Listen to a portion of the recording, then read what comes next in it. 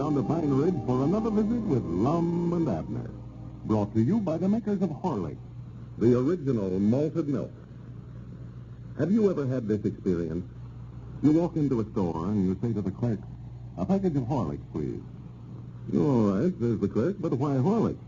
"Try our brand. It's much cheaper and every bit as good. Save your money." Well, that sounds like a good idea at the time.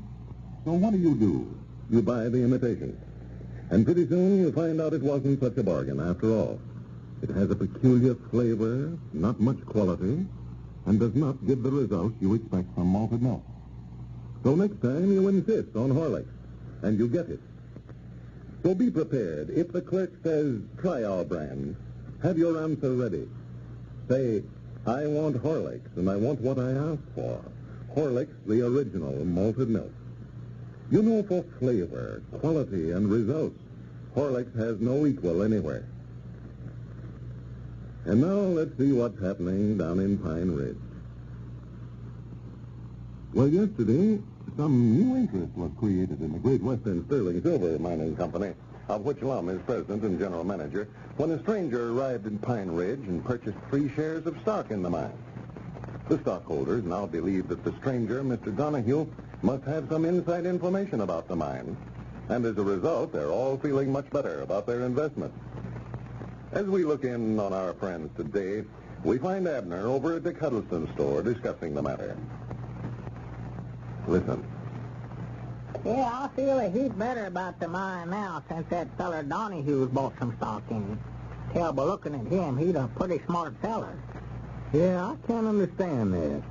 A man like that come all the way out here to buy $100 worth of stock. Why, it must look like a pretty good proposition to him, or he wouldn't have did it. Yeah, but he didn't ask Lum a thing about the mine till after he'd already bought the stock. No, no. I reckon old Lum just had it sold to him before he knowed it. That Lum is an awful good seller. Well, he didn't have to tell that fellow, though, Abner. He acted like he'd already buy it when he got here. Yeah, he did. Just reached down in his pocket and peeled off $100 there. Did you see that roll of bills he was packing on him? No, I didn't notice it. Big enough to choke a cow. I bet he's got more money than he knows what to do with. I wanted to see Lum and find out where the fellow's from.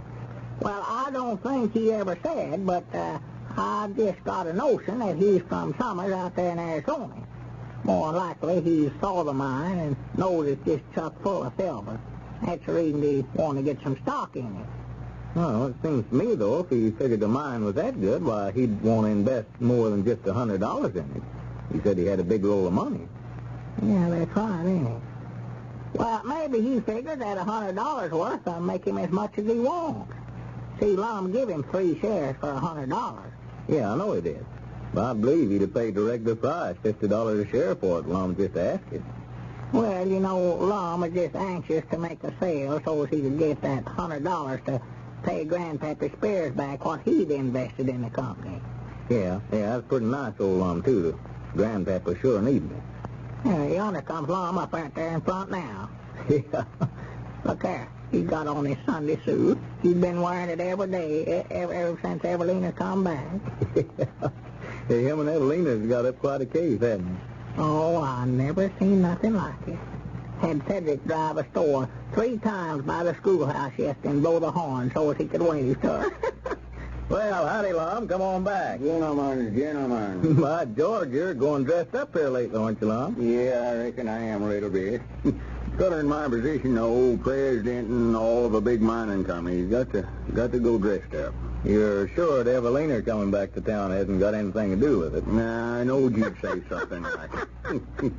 Swan, did you the terriblest-handed Joshua feller? No, that's all right, Lum. I don't blame you one bit. Evelina's a mighty fine girl. Yeah. She sure is. Oh, yeah. Sure goes. Fine a little woman as ever drawed breath, I know. She's a jewel. A jewel. She's went into the county seat with some of the scholars today to help them buy their books. See, school don't open official till tomorrow. Yeah, Pearl come home yesterday with a long list of books that she's got to buy. Doggers, he'd bankrupt the government trying to keep a youngin' in school these days and time. Well, the more books they got, the more the teacher can learn them, I figure. Yeah, these young'uns ought to appreciate what their folks are doing for them. They're making lots of sacrifices to send them to school. Yeah, that's sort of along the lines I'm making my talk on tomorrow, too. What talk? Why, Evelina wanted me to make the scholars a little speech in the morning at the school opening exercises, so I told her I'd do it. That's right. I'm supposed to be down there in the morning, too. Yeah, all the school board's supposed to be there. And mamas and papas of the scholars, too, of course.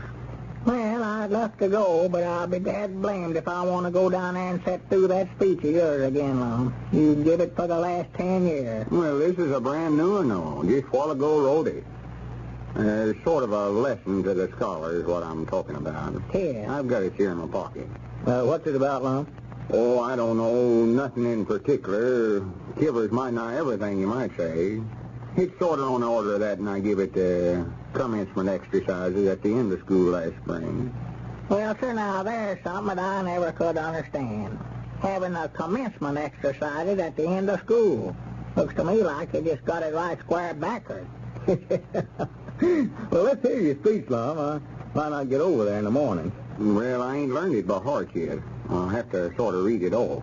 Oh, my goodness, sir. Is that all speech there that you got, Lum, that stack of paper? Well, these is my notes.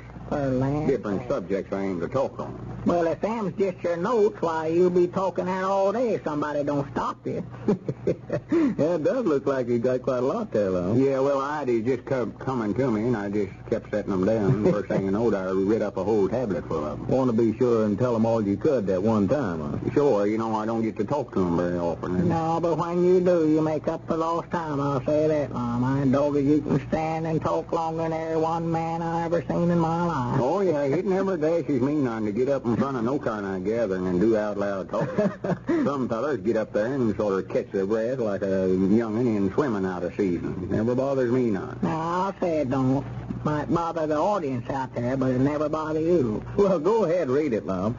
Well, starts out here, yeah. Good morning, scholars and friends. The harpstrings of memory strike a tender chord as I come back again to the little schoolhouse I love so well, and in which is the scholars whom I love so It's well. the same old speech. You can't fool me, Lum. I've heard you give it 100 times. Well, it's sort of like it in spots, yeah, starting out here. Well, let him go ahead and read it, Abner. Yeah, go ahead. Let's see where we go. As I stand up here on this platform this morning and look out over your bright and shiny faces, This is afternoon, Lum. this is speech he's going to be given in the morning. Oh, yeah. As I stand up here on this platform this morning and look out over your bright and shiny faces, it brings back fond memories when I was a scholar in dear old Cloverleaf School District number 186. You ain't fooling me one bit. I've heard all that before, too. Times has changed since I was a little bar-footed boy sitting out there amongst you, studying my lessons and trying to improve myself. I never dreamt that someday I'd be standing up here on this platform before you as president of the school board to welcome you to this opening day of school. It just goes to show... It's a small world after all. Now, how did you know that come in there? Well, I've heard it enough. I ought to know. Go ahead, Lum. You're doing fine. Yeah, you can stop anywhere there, and I'll finish it for you. As you go out into life to grasp the skirts of happy chance... May your stream of life unruffled run, and the roses bloom without a thorn. I thought I'd get you there. I changed that part of it. Oh. Think you're smart. Listen to this. As you go out into life to grasp the skirts of happy chance, just recollect that old Eddard saying that honesty is the best policy. Well, I'll be dead blamed. There's going to be a lot of them just think you forgot your speech right along in there where you changed it, Lum. Listen to this. Who was the father of our country? Who was it that went and told his father when he cut down the cherry tree and admitted to it? George Washington. Abner, will you please hash up till I get done? Well, that's who it was, wasn't it? Yes, of course it was. You ought to give me a head mark on that. Now, I'm going to give you a head mark here indirectly. This stick of wood laying there on the floor. Now, just hash up. Go ahead. Let's see here. Yeah, always be like him, little George Washington. Always be honest and upright in your dealings. Yeah. So that when that one great scorer comes to mark again your name, he writes not whether you won or lost, but how you played the game. I'm proud to say that I owe my success to always being honest and upright with my fellow man. Well, now, you changed that up some right in through there. Took some out and put some in, sort of like a woman making over old dress. I tell you, my young friends, it's a sight of comfort when a man gets up to my age and can turn and look back down the highway of life with its many twists and turns of temptations and tribulations, to know in his own heart that he has wronged not any man. Little do you realize it now, but here in this little schoolhouse you're preparing yourself by building characters that will be strong enough to go out into this world of ours and withstand the many pitfalls of life. Oh, me. But remember that old Eddard saying, he who steals my pocketbook steals nothing, but he who steals my good name steals the most precious of all my possessions. And now, before I close... There comes your friend Donahue up out there. Huh? Donahue. Oh, yeah. I bet he's coming back to buy some more stock. Well, that's about what he wants. Yeah.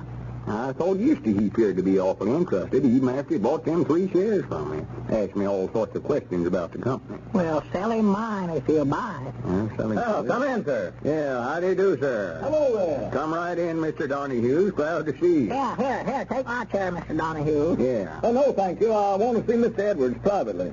Well, these fellas here is both my friends, Mr. Donahue. Anything you've got to say, it's all right in front of them. Well, I'm afraid I have some bad news for you, Mr. Edwards. Bad news? I've stayed over an extra day in hopes that I would find that I was wrong about it, but, well, I'm with the Department of Justice, sent here to investigate the sale of stock in the Great Western Silver Company. I regret that I'm forced to place you under arrest for violation of the Blue Sky Laws, the sale of fraudulent stock. Lum delivers that address on the subject of honesty and its virtues. It'll have to be through the bars of the Pine Ridge Jail. And now, ladies and gentlemen, let me remind you of something. A fine way to help children from getting too hungry or too tired when at school or out playing is to let them carry a supply of Horlicks tablets. Horlicks is made from rich, full cream milk and the finest wheat and barley. Wholesome, nourishing, and energy-giving, Horlicks tablets satisfy without spoiling the youngsters' appetites for regular meals. That's why so many mothers prefer them to sweet, more filling things that are hard to digest. What's more, these tablets are the self-same ones that many athletes, golfers, racing motorists, and others use to keep themselves alert and on the go. So by all means get some for those youngsters of yours. You have a choice of 2 flavors, you know, either natural or chocolate. Children like them both. This is Carlton Bricker, speaking for Lum and Abner and Horlicks, who now bid you all goodbye until tomorrow at this same time.